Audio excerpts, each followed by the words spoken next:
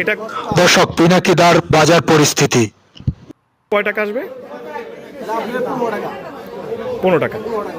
তাহলে আড়াই KG copy নিলাম আমি 15 টাকা। আচ্ছা আপনি হাফ কেজি বাগুন দেন। 15 টাকার নিলাম হচ্ছে যে হাফ কেজি বেগুন। আচ্ছা এটা কত আসবে? 20 টাকা কেজি দেন, 1 কেজি দেন। টমেটো কত করে দেবেন? 2 কেজি 15 টাকা। কত টাকা কেজি বললেন?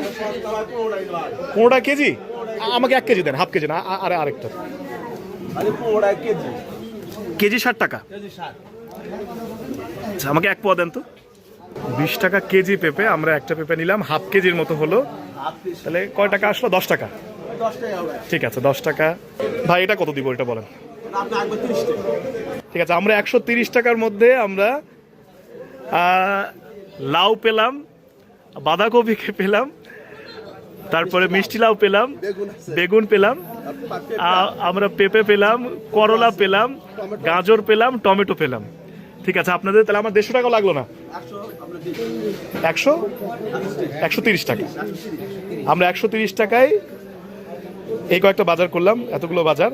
দেখি 150 টাকা ফিল আপ করতে 150 থেকে 200-র মধ্যে বাজার করব। আমার এখনো পেঁয়াজ এবং হচ্ছে যে আলুই বাকি আছে।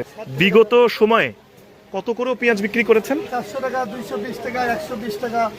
আপনি এটা হলো 25 সাল 24 সাল থেকে ওই দাম দিচ্ছি। এই বছরটা মানে 5 তারিখের পর থেকে বাজার রেট কম। কত টাকা দিতে হচ্ছে? 35 টাকা আমাদের। তাহলে এখানে হচ্ছে 35, 1 কেজি পেঁয়াজ কিনেছে। আর ওইদিকে ছিল কাঁচা বাজারে 130। তাহলে কত হলো ভাই? 165। 165। তাহলে এখনো কাঁচা মরিচ আর আলু বাকি আছে।